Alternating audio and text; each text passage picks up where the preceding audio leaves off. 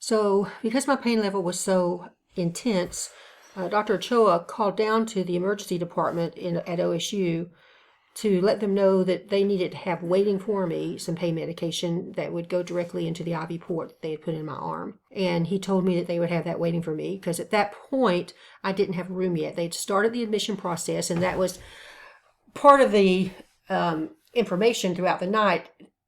Dr. C had said, I'm sure that we're probably going to admit you, but that's really a decision the fellow has to make. Well, as the night went on, he said, we are starting the admission process. So he said, you are going to be admitted. So that helped us know kind of what our future held at that point. And so I had to go back down to the emergency department until they found a room for me. And so that was about 2 a.m.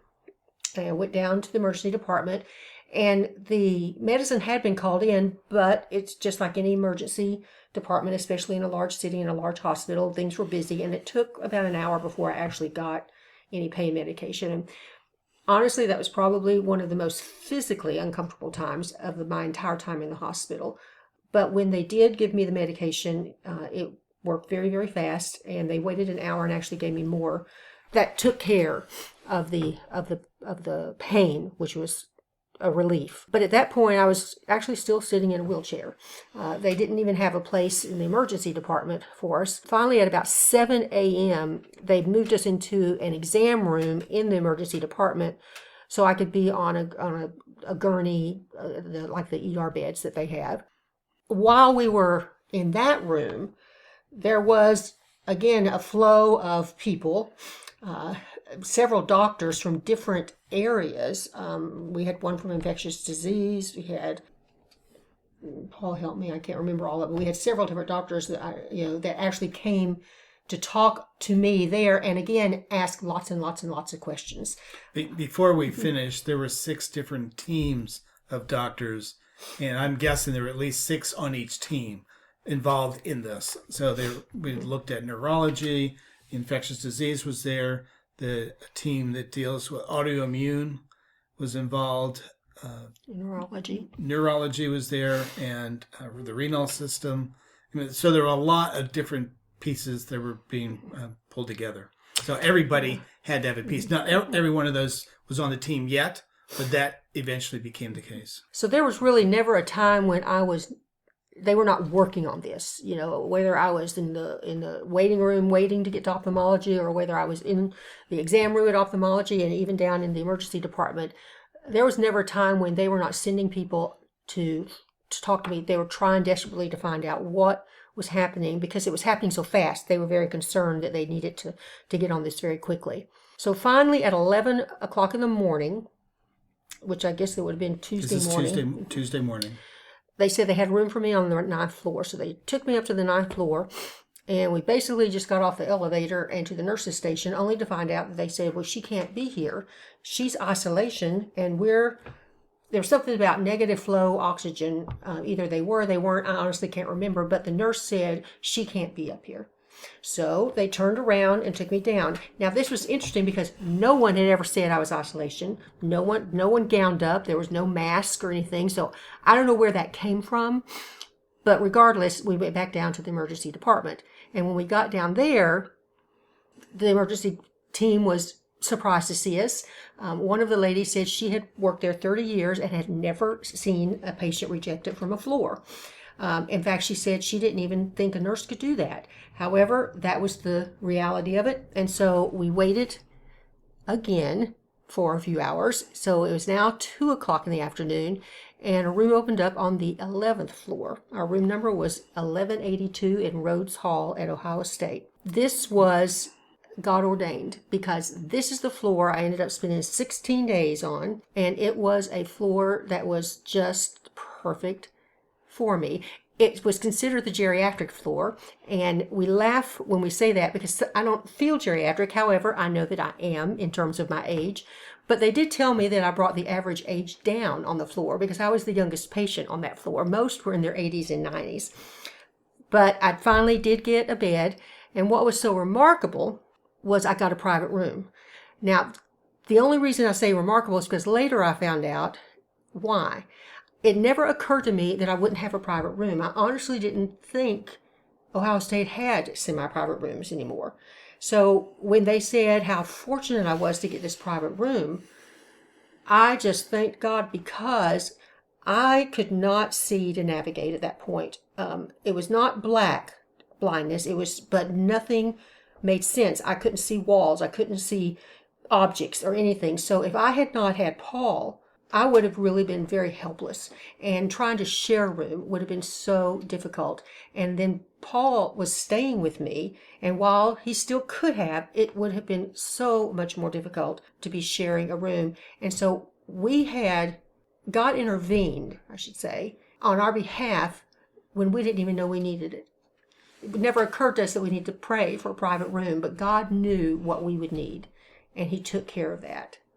In addition, the floor, we found out later, it matched our experience, but this floor was one of the best floors in the hospital in terms of patient care. They had won awards for the quality of care that they gave, and that was our experience as well. So that was a blessing as well. And then furthermore, we also found out that several Christians on the staff on that floor and that were working with us were among the doctors, nurses, and PCAs who were involved.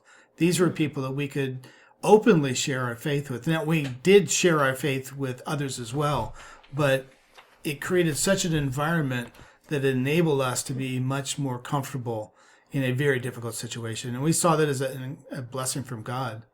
I often talk about how God extended the family of God to us on that floor, because we were an hour away from home. Just felt, initially, kind of cut off. Even my kids weren't there yet because we just took off, and went down so fast. But God provided an extension of his family there on the floor for us, not just in one, but there were several on that floor, like as Paul said. And so that was such a gift from God to do that for us. So that let us get settled. And I began to send out text messages and email messages, and we generated several different groups that we could send all at once. And we know we had well over 100 people that were sending. I believe at one point I counted 125 or so. So we had created a prayer team. The delay in sending some of the information out is another example of how God intervened. We left so quickly, I didn't bring any chargers, and my phone was running out of battery. So I switched to Judy's, and it was starting to run out.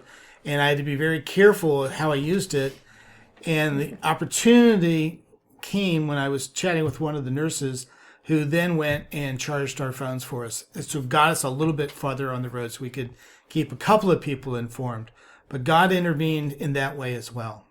So I got settled into my room and started meeting my caregivers, which turned out to be wonderful, incredible caregivers. Blood work began, which pretty much was an everyday event.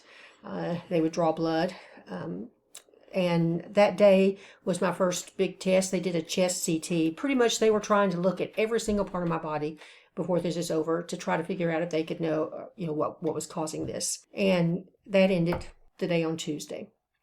Wednesday, again, more blood work. They were sending blood work off to even just to other states. They were sending it to their labs. They were trying to figure out what was going on. And so that day also included an echocardiogram to see if my heart had any issues, which it did not. And they also did a brain MRI to see if they could spot anything in my brain that could be causing this. And that came back with no significant issues. They pretty much those were just checked off the list. And so thus ended another day of tests and blood work and waiting. And then we move on to Thursday, which again, we continued with more blood work. And at this point, we were meeting more caregivers because there would be shift changes. We were also met the doctor. They referred to him as the hospitalist. He was internal medicine. He was the one that basically coordinate. Yeah, he was the head of all these separate teams. He made sure they communicate with each other. And sometimes we'd ask him a question. He goes, "That's not my area. I will go and talk to them and get that information back." But he came in every day to make sure we didn't have questions or to address our questions or to take them to the team. He also shared with us what was happening. So we weren't just left in the dark. He was the liaison, really, between the team that was working furiously, really, to try to find us out, and us. So, and he was our first one was he was a wonderful doctor. They all were wonderful doctors. But again, God extended the family of God, and he was a Christian, and we were able to share, even with him, our journey and what God was doing. Because during these days, these early days particularly, my vision was terrible. I could not really even navigate to the bathroom alone. They were worried that I would, run into a wall, to be honest. I could tell the toilet seat because it was very high contrast. It was a very white toilet seat, and my vision, everything was dim. Like I said, it wasn't like black blindness, but it was dim. So once I got to the bathroom, I could see the toilet seat and sit down, but they did not want me even walking. It wasn't even 3 feet practically, to the bathroom, but they didn't want me walking by myself. So I was pretty helpless, and I couldn't do anything. We listened to music, but we talked a lot during that time. Thursday morning, I was praying that God would come to Judy in a way that she would experience his presence, and it would be really clear to her. And so that was my prayer in the morning. I did not share that with Judy at that point. And probably what prompted some of that prayer is I told him earlier, I said, I know that God is with me. I just don't feel him. I knew he was, because I knew the God I serve, but I just didn't feel him. And later, Paul told me that he had prayed that prayer for me. And so that day, I lose track of what days people came up, but I'd already had a visit from my pastor. I'd had a visit from some friends that had come up. I'd had several phone calls that came very timely. And one of those was from a high school friend of Paul's, actually, that I had met and several times and had grown very fond of, and we had become, fast friends. And she called and to chat with me. She had already sent me through text a song that had just meant a lot to me prior to that. And as I was talking to her, it's as if God said to me, Judy, think about the family of God that I brought to you, even on this floor, the doctors and nurses that were, and PCAs that are Christians. Think about the visitors that you've had. Think about the phone calls that came at just the right time. Think about the song that Donnelly sent, and think about Donnelly talking to me at that moment. And I was telling Donnelly this. I told her this, and Paul was hearing this. And I said, God said to me, as clear as a bell, I have been with you in the form of your pastor and your friends and the song and all of these things. I've been with you. This is how I've shown myself to you. And I began to recognize that God really was there. And that's when Paul shared his prayer that morning. God had been with me all along. He just needed to remind me how he had been with me. And so that was sustaining, because especially in those early days, it was very difficult. I didn't know what my future held. They didn't know. The doctors did not know. They could not tell me, yes, we're going to get your vision back. They had no idea at this point. They just were trying to do the very best that they could to accomplish that goal. So I didn't know what I was going to face. Each day loomed very long in front of me because I couldn't do anything. Couldn't read. I could listen to the TV, listen to music. So this was a time that Paul and I talked a lot, and this is Advent. And so we had Sarah bring, or I don't know if she did it on her own even. I think she did it on her own now. Sarah knew I had this Advent devotional that I'd wanted to start. And so she brought it up to the hospital and said, I thought Dad could read it to you. And so we did the Advent devotional together during this time, Paul reading it to me, and we would talk through, what we were reading. And it became a very sweet and precious time for us. And this is also the window where God began to talk to us about committing to letting this experience be something that he could use for his purposes. And I felt very strongly, and Judy did as well, that we need to allow what we're going through to be a testimony to the people who would be coming into our room, particularly the clinicians. And it became our prayer that our room will be a place that people will come into and know something's different here. And that somebody, through our experience, through the interactions, will come to know Jesus as a Savior and grow deeper in their walk with Him. You want to mention the comment about the nurses in our room? I pulled something that's not in the notes, so sorry.